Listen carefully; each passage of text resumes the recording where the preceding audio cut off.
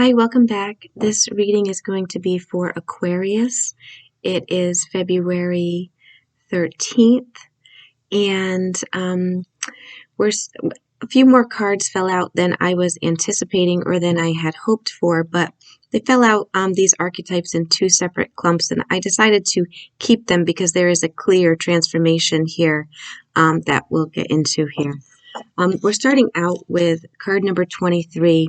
This is Jupiter, the abundance card. So this card really symbolizes how we expand our world through education, laws, philosophy, travel, being expansive and expanding our spirit. Jupiter is actually the traditional ruler of Sagittarius and Pisces. So Jupiter never does anything small or in small proportions. So, think bigger, all right? A situation may require you to be expansive and forgiving. Think globally, bring in contributions from all around the world, diversify your perspective and that of your team. If this is work related, to discover any missing pieces needed to make up the larger whole. Staying optimistic. This could speak about investing in education, publication, broadcasting. Being generous, but being careful that your generosity is helping and not enabling also. Jupiter can bring too much of a good thing sometimes, leaving people feeling overwhelmed. So be mindful of that as well. This card is really speaking about, give and you shall receive, expanding your worldview. So reach out and feel at one with the whole universe here is what it's talking about. Next, we have Scorpio. This is talking about investigations, investigate. This is asking you to dive down deep and reach into your soul, drop any assumptions, ask questions. Dive into that well rather than settle for staying on the surface. Look under rocks, be curious. You may be in a situation that is going to require some research. So take nothing at face value. The passions that motivate a situation, conscious or unconscious. Look at any worst case scenarios so that you can prepare and then feel safe enough to search for the best case scenario. Be ready to transform or to transmute any situation. This is asking you to concentrate. It may be asking you to play your cards close to your chest. It could be time to gather information, get the facts, work with the materials that you have, listen to the facts as well as your own intuition rather than other people's opinions. Share only when you're ready, question everything, including your own concerns in a situation. This is really about transformation. Scorpio loans you the strength and curiosity to go to the depths and face your monsters and then soar to new heights and transform a situation. Next, we have Athena, which is the goddess of wisdom. This is about thinking. It definitely goes together with the previous card. She's the goddess of wisdom, of intellect, skill, strategy, defense. She loans you the ability to walk into that boardroom or other professional situation and be ready to take on any challenge completely in your power. So just the right words at just the right time. This helps you to navigate your power, develop skills, your craft, articulation, support your concentration, connect with your knowledge, your natural abilities that spark your power, okay? And then we have card number 51, which is all about alliances. This is really about finding people and allies who support your ideas. This is saying that it's not time to move forward alone in a situation, bringing someone on with extra skills to contribute to your project, or finding that best friend to discuss concerns with. This is about new partnerships. And really watching the energy build as you bounce ideas off of each other. So be sure to take care of your own energy fields and ideas in this process as well. If you have merged your energy with a partner or a teacher or coworker, or are considering merging, notice what strengthens you and where you may need to step back. So be aware of relationships and ask, beware of instances that may ask you to shrink yourself to fit them, and value your own individual growth as well. And again, we're talking about partnerships as well here in this card. This could be partnerships in work or love. Card number 31, Juno. So Juno wants you to trust that you can hold steady on your life's path, say a career, and also develop equal partnerships at the same time, and how it takes effort to make a relationship work. This could be talking about researching any healthy relationship skills, negotiation, mediation, practicing respectful communication, conflict resolution, okay? So strive to become two whole, empowered souls who can express their individual needs. This is working around others' issues and finding a balance. Being careful not to fall into jealousy or manipulation, micromanaging situations. This is saying that true partnership is actually a spiritual path. It's sacred acts, by the practice of healthy relationship skills. And these skills always begin with ourselves. All right. So next we're going into these archetypes that fell out, and they fell out in two separate bundles here. And so archetypes are, to put simply, our patterns we exhibit, tendencies we have, any personalities that surface. They all contain both light and dark attributes here, and they could also signal any potential energies. So we're starting out here with the Mother, which is a beautiful way to start out. This is the number one card in this deck. This is the feminine, or the source. This is the beginning of the story. It's life-giving energy for all of creation. So regardless of your own individual birth stories, each of our hearts beat for the first time in the warm womb of the Mother, where she offered resources from her own body for the building of our own. So yet it's not that simple, as the Mother on, the earthly plane contains both light and dark aspects of the feminine energy. So with the best intentions, the Mother wraps her loving arms around her creation, begins to grip what she meant to set free. The Mother nurtures and also prohibits growth. She gives, yet she clings. She creates, yet she also restricts. So this card really holds the key to the eternal challenge of love itself. It fell with the Mentor, which is, it goes beautifully with that. This is the teacher or the guru. Some say that cosmic knowledge sort of pours down on the world like this great illuminated waterfall. So this can be an overwhelming force, and the true teacher is said to be able to hold that flow of wisdom at bay while the student,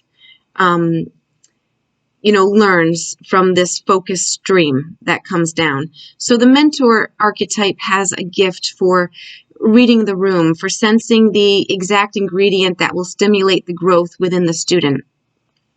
And although it might be pleasant or painful, the Mentor could appear harsh or tender, humorous or rigid here.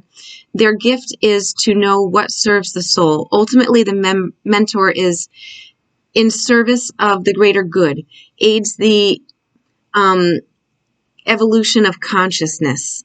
All right, so anytime the mentor forgets this humble link and mistakes themselves for the source of all enlightenment, this particular archetype can fall into their shadow self, which is very self-serving. Mentors assist the growth of other individuals. And what fell with that is the orphan, or the abandoned, which is really the wounded child. This is a very deep and challenging energy. To study the orphan is to study this deep and challenging energy of our time. The refugee crisis haunts our planet. Children are separated from parents. We're in a time of this universal orphanage of nature, in each other, in all of our hearts. So take refuge in the fact that we all share this wound and dilemma. When this card shows up in a reading, it's essential to take real time to be in the presence of your feelings, the feelings that this card stirs up in you. What are you starving for? What is the deepest gift you could imagine giving to others? What has been rejected is actually quite possibly what is most needed. This calls for tenderness beyond tenderness here. Recognize that each one of us really fears rejection and isolation, and the answer is always more kindness. So some things that may help, are doing things that are creative, like drawing, painting, writing, to work through any feelings of being rejected or abandoned or orphaned. To go deeper on this particular card, we could talk about this for longer.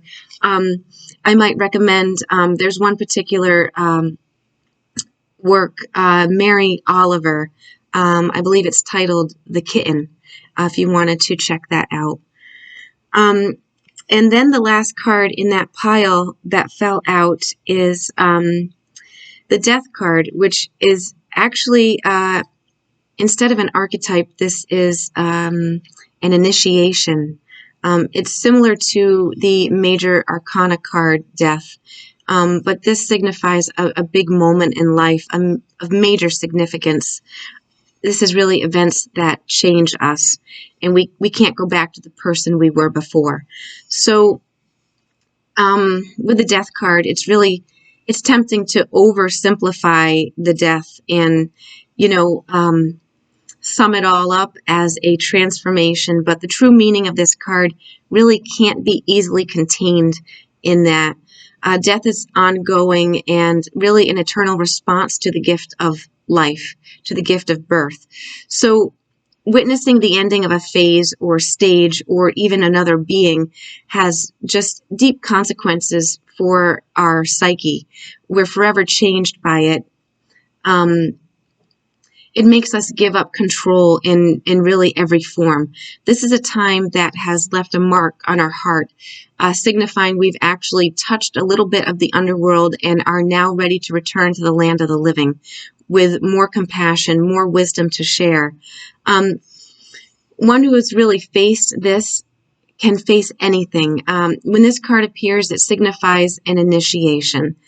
Facing death ultimately leads us to the truth. All right. And beginning with this next pile that fell out,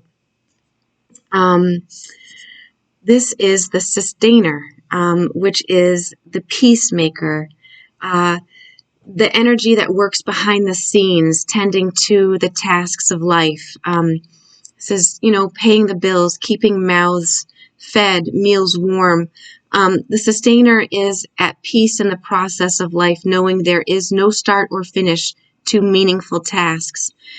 People with this archetype have a natural inclination to nourish others, to preserve Earth's resources, to consider environmental impact, to see their role in the cycle of life.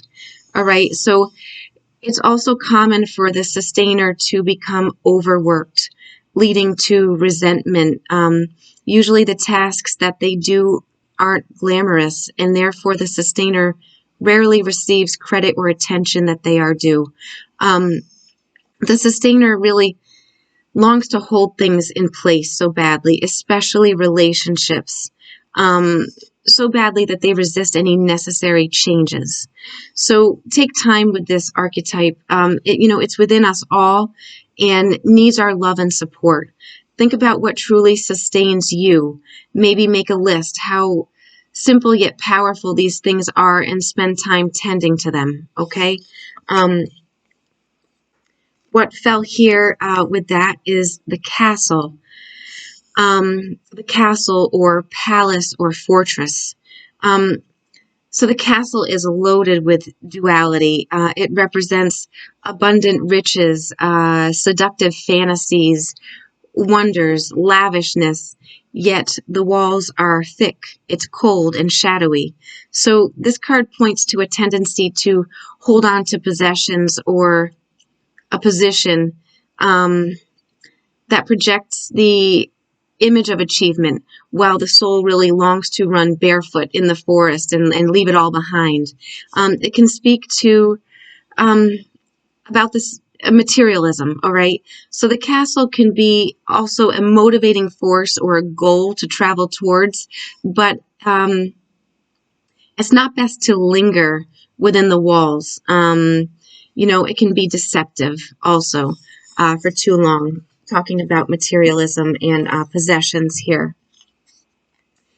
And then quite beautifully, we have the threshold, which is the doorway, the gate, or the initiation.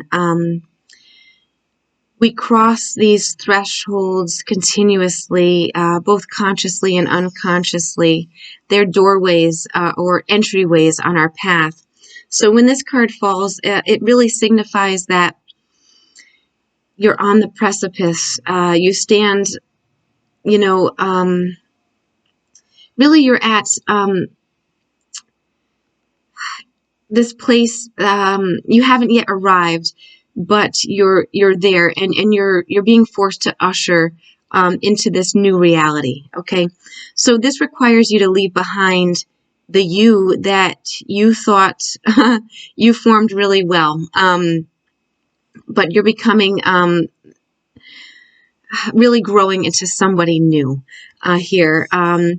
It's not easy work here, the threshold, this initiation. It means a part of you will be lost in order to make space for what's next. It's a metaphorical death must occur in, and some may not recognize you. You're leaving behind past ways, past struggles. This card is really beckoning you to take that one step, just that one necessary step toward the future that calls you. This is all about growth, about crossing this threshold. It may not always be voluntary. Sometimes we're thrown across the boundary through circumstances far beyond our control. Either way, there's no going back to the old you. All right.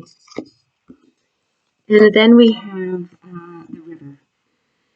So the river or the stream or the flow.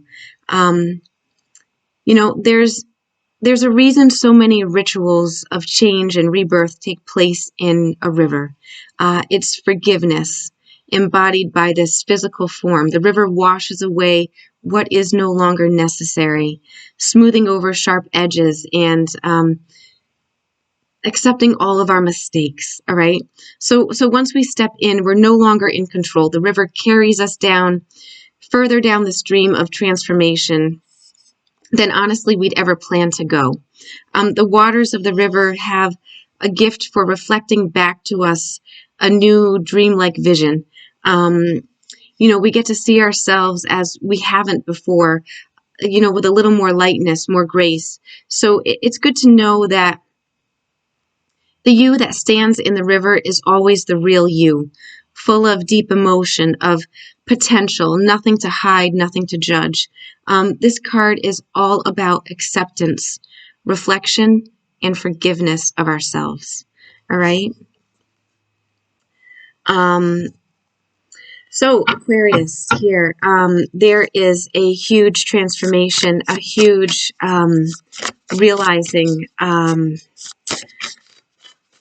of your true self here, breaking away from the old you, old patterns, and anything that held you back, but on epic proportions here. So let's see what falls out for you, Aquarius, here in this deck here. Thank you for being here. Thank you for liking, sharing, and subscribing. I do appreciate all of that. Wow, strength. What the perfect card to fall out here. This is all about your personal power, your assertiveness, and it's portrayed through your kindness. This is compassion that brings about forgiveness. Honestly, you are somebody that has realized you're stronger than you ever knew before, right? So let's, this spelled out, I can't even talk here. It spelled out in a clump, but I'm sticking to it here. We're going to read them all as they come out. We have the Page of Air here, which is about, brilliant insights, information that you needed coming in, being logical, very perceptive, exciting challenges up ahead, okay? Fell with the Queen of Earth, who is very generous, practical. She has the ability to make anything more beautiful. A love for family and home, which I believe this is centered around family and home, this whole reading here. And then we have the Eight of Water, which is the need to move on, seeking more from life than what you are experiencing now. This is all about a spiritual quest, choosing to make big life changes here, and a change in priority, and it can actually mean leaving our home. The Daydreamer. This is a new start, literally a new start, trusting yourself and pushing your fears aside. This is saying, take that leap of faith. Take that first step, like we were talking about, that first step, forgiving yourself and really trusting yourself in this new path here. Again, with the Ace, the one of fire, which is the Ace of Wands, you have an incredible opportunity ahead. It's going to call you to be bold and be courageous and optimistic. That's very important that you stay optimistic, but now is the time to take action and do what you're passionate about. No more delays, okay? And then the last card that fell with that is the Page of Earth, which is all about time to get to work. This is, again, an exciting opportunity has presented itself. It could be happy news in your career. It could be a promotion. It could be a scholarship, a new area of study. But what is coming out here clearly is it is time to take action. Take that step. Get moving in the direction. No more holding yourself back. You've done the work. You've investigated, you've thought about it, you have consulted with friends, maybe partnerships, maybe your own partner here, and really you're getting past any fears here, pushing aside fears here. I see really strong, and realizing your strength and the real you, forgiving yourself for any mistakes you made in the past here, is coming out really strong. Your personal power is really coming out more than anything here. Wow. So we have, this is beautiful. We have the Eight of Wands. This is unexpected events, rapid changes, the ability to multitask, again, travel coming out. This is fast movement, very passionate, fast movement here. and it fell with the Page of Fire. Again, very passionate here. Again, reiterating enthusiasm, optimism, creativeness, new opportunities coming in here, really allowing your creativity to soar and doing things that fuel your passions. This is all about a fresh start here. It just keeps coming out in all these cards, the same cards here, same message. Take that step, whatever it is you are about to embark on. If you've been holding yourself back, if you thought you weren't good enough or ready to take this first step and this new opportunity, whatever it is for each one of you, it may be something different. This is a resounding yes. Do it. Take that step. Take that risk. It's going to be well worth it. You're strong enough to do this. You got it. All right, Aquarius, that's the message I have for you today, and I thank you so much for being here, and have a wonderful day.